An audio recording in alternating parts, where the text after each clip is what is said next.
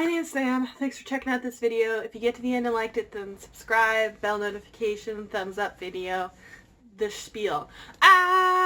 It's like December. Well, almost December. At the end of this week, it's December. Yeah, that's close enough. So I don't normally do anything like Vlogmas or anything for Christmas, just because I have a job, normal, like Monday through Friday, 9 to 5 job. I do think I will be uploading a couple extra videos than normal though, probably on Tuesdays and Thursdays after the, probably on or after the 12th I start my holidays. So after that, I will have a little bit extra time to do probably 2 extra videos a week doing sort of wrap-up-y videos of like favorite books, favorite book covers, all that stuff. So if you have a suggestion or a topic that you want me to cover, like a list of my favorite whatevers of the year, put it down below and I will take it into consideration and see what I can do. So with that in mind, that I do have a good chunk of December off from work and I'm doing a staycation, what millennials just call regular vacation because most of us can't afford to travel. I'm just chilling at home for all of it, really. That is the game plan. So I should have tons of time to do some reading. So I am being overly ambitious this month. Overly. Am I going to get through all of these? Highly unlikely, even with my reading pace. But we'll see how it goes. I just feel like I have a ton of books that I have to get to as well. Just so many of them have just piled up and now I'm frantic. I'm like, I said I'd read that this year. Crap. So these are the books I'm going to attempt my darndest to get to in the month of December. I'm holding my iPad to make sure I get the title of this. My, again, library copy is on its way. The book called, my nonfiction, The Untold Lives of the Women, Killed by Jack the Ripper. Ooh, that was a tongue twister. It seems to have pretty solid ratings and everyone that I know who's read it has pretty much enjoyed it. So I'm really curious about this one and yeah, I'm reading a book about murder and Christmas. At me. I am really hoping I can get to 10 Blind Dates by Ashley Elston, sorry. I know she just sold another book actually, and I think the book's already been optioned for film rights. I just know it's set during Christmas. If I don't read it now, I have to wait another year, and that just seems excessive. It was an arc I got at a conference, I think in April? Would have been oh no, it got donated to our, not donated, sent to our library. So, August-ish. So I've had it for a couple months now, and I seem to hear actually pretty solid positive things across the board on this one. Sophie wants one thing for Christmas, a little freedom from her overprotective parents. So when they decide to spend the holidays in South Louisiana with her very pregnant older sister, Sophie is looking forward to some much-needed private read as makeout time with her long-term boyfriend Griffin. Except it turns out that Griffin wants freedom from the relationship. Nothing says Christmas holidays like a breakup. So heartbroken, she flees to her grandparents' house where the rest of her boisterous extended family is gathering for the holidays, and that's when her Nona devises a not-so-brilliant plan. Over the next 10 days, Sophie will be set up on 10 different blind dates by different family members, and that just sounds like a hot mess in the making. I can't even imagine allowing my family, the ones that I'm estranged from and the ones that I talk to, letting them do that. Just wow. But yeah, I'm excited to read this though. I'm hoping to pick up Blood of Elves this month by Andrzej Sapkowski. I think that's how you say it, Andrzej. I'm assuming it's just Polish version of Andrew. But the Witcher series is coming to Netflix. It's actually already it's releasing, I think, December 22nd. It's already been renewed for a second season. It hasn't even launched yet. I know that it was a novel from, I think there's 6 books, I think, and then 2 prequel stories or whatever. I know that it's a high fantasy. It sounds a little bit Lord of the Ring-esque. I've never read Lord of the Rings though, to be totally honest. I'm just curious because I know it was made into a video game and it's gotten enough praise in all of the formats it's gotten for it to finally get in development through Netflix with Henry Cavill in it. So I'm curious. It looks potentially really cool. Dark and messed up, but pretty cool. So I'm going to give the book a go. I know it's a translation and those can be a little wonky, but I'm going to give it a shot at least. Then I plan on getting to Loki by Mackenzie Lee, probably earlier on in the month, where Mischief Lies. This is the first in the Marvel trilogy, I think they've set her to write, for the anti-heroes. Before the days of going toe-to-toe with the Avengers, a younger Loki is desperate to prove himself, heroic and capable, while it seems everyone around him suspects him of an inevitable villainy and depravity, which is like key Loki. And then there's like destruction, and I know there's some other gods in there. And I just thought, like, the back here is like, the question has plagued us for centuries, can we change our fate? Which is always something that comes up with superhero movies. So I hope I love this. I think for the most part people seem to have enjoyed it, so I have high hopes for this. And congratulations to Mackenzie Lee for Gentleman's Guide to Vice and Virtue finding a home at HBO Max. That's going to be awesome seeing those adapted into films. I am going to be picking up Blood Air, probably again earlier on in the month, by Emilia Wenzhou. This is her debut. It's Asian-owned voices. There's a bunch of controversy around it when it launched. When it was a first batch of arcs went around, and they ended up changing some things and pushing it back, but they decided to go forward with it. I think a lot of the criticisms I heard were people had North American-centric points of view on things and were making connections to, I think, a lot of African American racism when the book is centered around the author's Asian background. So I'm curious. I'm going in with my mind conscious of that. But everyone I know that's read it says they didn't quite see all of the claims that it was, you know, potentially racist against black people. And I feel like we've cried wolf on that quite a few times. That I don't know that I totally trust many reviewers at this point, especially bloggers who get a lot of, you know, site traffic for that sort of stuff. And then I saw a lot of authors of color actually wishing her a happy release birthday, including Tomi Adeyemi. And I don't think someone as large as Tomi Adeyemi would have read it and then thought there was problems with it, or had not heard of those and looked into them before doing like something like that in public. So I hope I love it. Everyone I know that read ARCs was blown away by it, so I have very high hopes. It's also a very Christmassy cover, if you can sort of tell. There's the gold, the little ashes is red, then there's the crown, there's the winter in the background, and then like the end pages are red, and there's like a little bit of fencing and everything. It just seems like, it kind of screams Christmas to me, actually, aesthetically. So I'm excited to read this one. I was actually planning on reading Christmas Dinner of Souls last Christmas, but because of the Canada Post strike, a bunch of my stuff got lost or delivered but never showed up and all that crap. So I'm finally going to read Christmas Dinner of Souls by Ross Montgomery. Someone, I cannot remember now, someone recommended to me on Goodreads, and it's adorable. It's so little small and narrow, but it just looks so cute. On a dark and lonely Christmas Eve in an ancient dining room of an ancient college, Louis, the kitchen boy, is helping to prepare a highly unusual feast. For tonight is the meeting of the secret club for those who despise children, warmth, happiness, and above all, Christmas.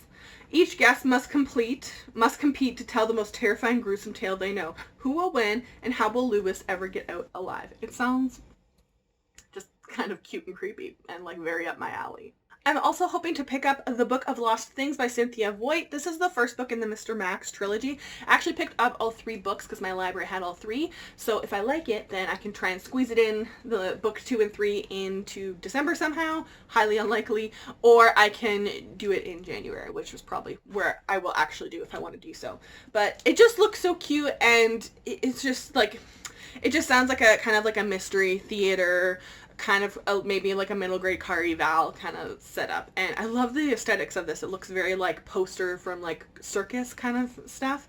And Max was supposed to meet his parents aboard the Flower of Kashmir, but when he arrived at the docks, there was no such ship. No ship, no parents. Now Max must find them.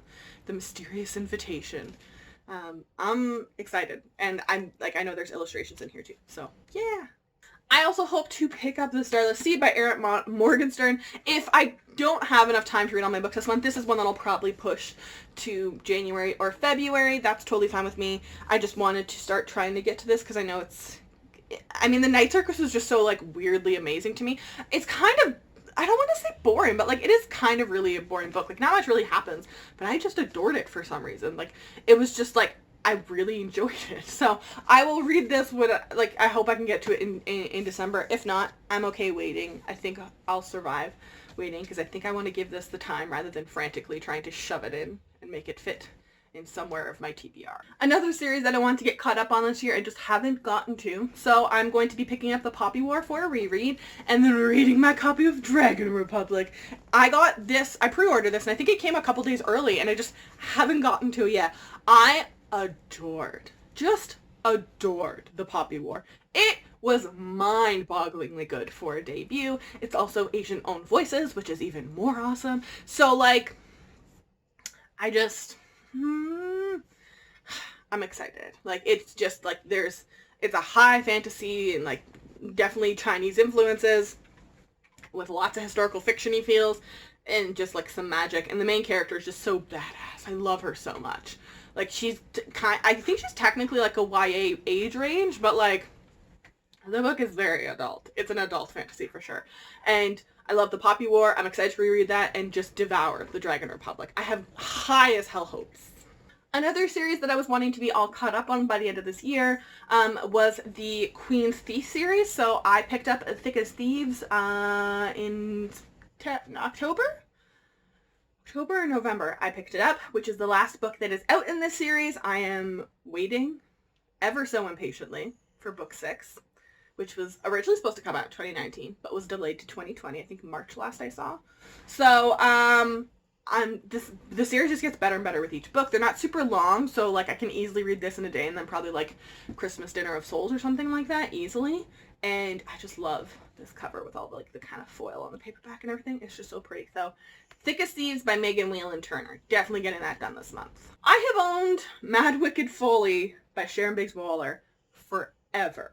And she keeps kind of like quietly bringing out every couple of new books every once in a while. And I saw one that I think it's like, it looks like, I think it's just like it looks like black tar, like a road. And then I think it has like pink tire tracks on it. And I believe it's about abortion rights. So everyone I know that's read that absolutely loved it. Gave it like the highest of praise. It honestly sounds a lot like she's Mindy McGinnis. She has a lot of contemporary releases that have deeper meanings, really high quality content and writing, but she's not like hitting New York Times bestsellers or anything like that. So I know this is a really popular one. 17-year-old Victoria Darling comes from a world of debutante balls, tight-laced corsets, and higher society obligations. After she expelled from her French finishing school, her scandalized parents secure her an arranged marriage to save her reputation and theirs. But Vicky has other interests, including a clandestine application to the Royal College of Art and a growing attraction to a working-class boy who supports the suffragettes. This sounds like just a version of Bringing Down the Duke, but like less romance heavy probably and more YA. That just sounds up my alley to like the most severest of extents. I hope I love the writing because I do have another book by her, The Forbidden Child, and I would definitely, if I like this, definitely be interested in picking up her contemporary one that came out this year that I can't remember the name of, that has the pink on the cover. It just sounds like she's an author that I really am going to enjoy, so I need to finally get to her. I'm also going to be picking up One Day in December by Josie Silver. This was one of the 2 books that we voted on having in the TBR and Beyond group as a group read for December. So it's not something that I think I was even aware of existing, but it just sounds like a fun, like, cute read. Lorica's pretty sure Love at First Sight doesn't exist anywhere outside of the movies, but then through the mist of a bus window one snowy December day, she sees a man that she knows. Instantly, he is the one. Their eyes meet, their moment is pure magic, and then her bus drives away. Certain they're fated to find each other again, Laurie spends a year scanning every bus stop and cafe in London, looking for another glimpse of what she trusts as true love, but she doesn't find him. Not when it matters, anyway. Instead, they reunite at a Christmas party where her best friend, Sarah, giddily introduces her new boyfriend, Jack, the man from the bus. What follows for Laurie, Sarah, and Jack is 10 years of friendship, heartbreak, roads not taken, and destinies reconsidered. One Day in December is a joyous, heartwarming, immensely moving love story and a reminder that fate takes inexplicable turns along a road of happiness. This sounds like, what's that movie? I feel like I probably have watched it, but have no recollection of it. The one with Keira Knightley and, like, Jude Law. The Christmas one, where one guy stands outside the girl's door and like holds up like I love you signs while she's like dating his best friend. What's that movie called? I am finally going to be getting to Tristan Strong Punches a Hole in the Sky. I got an arc of this like I think a month or so before it came out, and just didn't have a chance to get to it because of conferences and everything like that. And I see that my bookstore does have finished copies, so I want to read it, and if I enjoy it, then I'll watch for Christmas sales and pick it up then. I just know it's Rick Riordan Presents. We always seem to love his stuff. I know it's Black Owned Voices debut as well. Even better, love the Rick Riordan imprint for that hella diversity. That is what an actual ally looks like. It's Rick Riordan. And I know it's hit the New York Times bestsellers list, so I have tons of faith. It's also a big, big book. I love that it's a big book for middle grade. That just gives me good feels for some reason, and I hope I love it. I'm going to be doing a reread of Gideon the Ninth by Tamsin Moore as well. I was just blown away by the book the first time that I was so distracted by the book that I couldn't review the book. Do you know what I mean? Like, that, I don't know if that's how I explain it, but like, that's how I'm gonna. You know what I mean? It was just so good that I couldn't pay attention to anything to evaluate it. So I'm gonna actually read it to review it this time. I loved it the first time. I am so excited. The other book that the TBR and Beyond group voted on, I was already gonna read this month. And so I'm picking up Get a Life, Chloe Brown by Talia Hibbert. They actually did a cover reveal for the second book. I thought this was going to be a standalone. It's not. And it looks like they're doing one on her brother as the sequel. Correct me if I'm wrong, but that's just what it looked like. And I quickly skimmed through the summary. Main character is chronically ill. Its own voice is black. And there's also plus size rep in her. And she decides that she wants to kind of stop living in her isolated, protected bubble and do some stuff. And she meets, of course, a hot biker dude that's the heart of gold, and their sexy time. So I'm excited to read this. I'm also picking up, because the third book in the series comes out in December, I'm picking up Winter House by Ben Glinterson and the sequel, The Secrets of Winter House. Unless I don't like the first one. Yeah. You know what I mean? They're middle grade books. I just know that. I picked them up by fluke off of Book Outlet on this one. I think I just picked this one by fluke in the bookstore. I love it. Reminds me of Clue for some reason because it has like the front cut out and then under dashed out, and that's the people through that hole. I love that. It just sounds like a creepy mansion with some mysteries in middle grade, and that is elements for Sam to love. So I also just love the spines together. So hopefully the third book, I think it comes out December 31st. Will be up on Book Outlet soon, and I will pick it up and add it. I'm also picking up The 10,000 Doors of January by Alex Harrow. I picked this up, right, I think I pre-ordered this and it came a couple days early too. I've been on the wait list since its release to get the audiobook from the library to listen along, because I've been told by multiple people that the audiobook is good. So it's finally supposed to come in like mid-December. So I'm reading it right away because there's lots of people in line behind me, but also I'm just like super anxious, and I've heard nothing but absolute praise for the writing in this book, and I can't wait for whatever happens in this. I know there's like mystery and some like magical realism sound and stuff, and the kind of, it honestly sounds like the genre bending things of the Light Between Worlds with Laura Weymouth, where I'm like, I don't know how to classify this. Is it historical fiction or is it a fantasy? I still don't know to this day. That book did a lot of things to me. It messed me up. But yeah, I'm excited to read this one so much. Filming this video, you know, before the end of the month, but I don't think I'm going to be able to get to Crier's War. It was on my, if I can get to it, part of my November TBR. I don't think I'm going to get to it, so it is going on my December TBR. I'm very excited about this. I've heard that either people love it or they're meh on it, but I haven't really heard any like strong negative reviews. So I have high hopes for that, and the cover is amazing. It's so good, and I just know that there's female in that, and that's all I need to know. That's it. It sounds awesome, and I can't wait to read it. I am like catching the hell up on my Julie Berry in the last few months. So I read her middle grade book, The Scandalous Sisterhood of Prickwillow Place, I think it was, did I read it I read it in October, right? I didn't read it in November. I think I read it in October. Or if I did, I read it in beginning of November. I read it recently, okay? So I'm finally getting on to The Passion of Dulce. I've owned this book for like 2 years probably. I'm gonna read it, or at least attempt to read it. It sounds awesome. In the waning days of the 13th century, a Dominican friar stumbles on a secret that the church has intended to keep buried forever, a testimony so dangerous it has to be burned. Hidden in the archives among decades worth of records was the shocking, heartbreaking, awe-inspiring story of an unlikely friendship, thwarted love, and searing mission for vengeance that brought the wrath of a ruthless, far-reaching hierarchy down to crush an entire village, all because one girl refused to remain silent. Sounds like a me book, okay? And I also finally got my library hold for The Lovely War by Julie Berry. This sounds like I'm gonna love it. Like, this sounds like something I'm gonna really, really enjoy. So I might end up buying this. I just wanted to make sure, because I think I remember it being like a relatively high price point in Canada. Yeah, it was $25, and I haven't seen it in store actually since I read the first book I read by her. A sweeping, layered romance set in the perilous days of World War I and II, where gods hold the fates and the hearts of four mortals in their hands. I think it's supposed to be, I don't know if retelling, but I think it's supposed to be like Persephone, is it? Right? Aphrodite. So I love when we incorporate like Greek and Roman mythology and gods into present day, because it's eerie that it still fits, because we're creatures with habits just keep doing the same bad stuff over and over again. And my backups for the month, if I somehow manage to go through all those books, which I don't think is going to happen, and if I don't finish these books, I'll push them into my January TBRs. I am hoping to get to A Match Made in Mehendi. I don't generally like contemporaries or romancy, that kind of stuff, like YA contemporary romances, but if I'm ever going to consume them, it's going to be around this time of year when I'm watching all like the Christmas Prince movies and all those stupid movies that are nauseating, but I love them.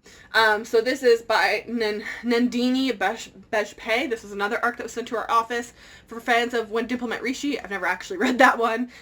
Comes a lighthearted novel about tradition, high school, social hierarchy, matchmaking, and swipe right or left. So it sounds like something that could be fun and cute, and there's a main character that is of color on it, so I'll generally give those books a shot. And the last one I'm seeing, because it is big, it's a big book, The Toll by Niall Schusterman. This is the last book in the Arc of the Scythe trilogy. I'm so sad that this series is over. Yeah, it's like 600 pages. I also picked this up on its release date. Where did it go? And came home from the bookstore to find that Simon & Schuster Canada had sent me an arc, which I had no idea was coming. So, I talk a lot of crap about publishers on this channel, but thank you to them for sending that. That was nice. I didn't know that was coming. I love the arc. I love this series too. I'm never giving this arc away. I love the arc as a conclusion, you know, but you must keep Secrets of Humanity here spoiler free. I thought that was funny. I saw that they were sending arcs out like a couple days before the release though, so I was kind of surprised, because it is a third book. Third books don't always get arcs. I was surprised, and I was surprised they waited so long to send it out, because it was coming out during like one of the Armageddon release dates. But they did. And so, thank you to Simon & Schuster for sending that to me. It's incredibly appreciated here. I will treasure it forever. I would love to get my hands on arcs of the rest of that series. But, yeah. I hope I can get to The Toll this month. If not, it's definitely going in January. That is the game plan for December. We'll see how it goes. I'd be impressed if I got through like 3/4 of these. We'll see how ambitious I am. Mind you, if I start holidays and then hit a rut and then don't read anything, like that's gonna suck too. But like, I hope I can get through the vast majority of these, because I know I'm getting gifts in December, and some of them are gonna be books. So I'd like to keep trying to dig away at the hole that I've dug myself in with unread TBR. So I will link all of these books in the description down below. I will take the 45 minutes it's going to take to do that, and link them all down below. If you've read any of these, I'd love to know your thoughts. I'd also love to know what you're reading in the month of December. What's your game plan? And all of my social media is linked down below. If you follow me, I will follow you back.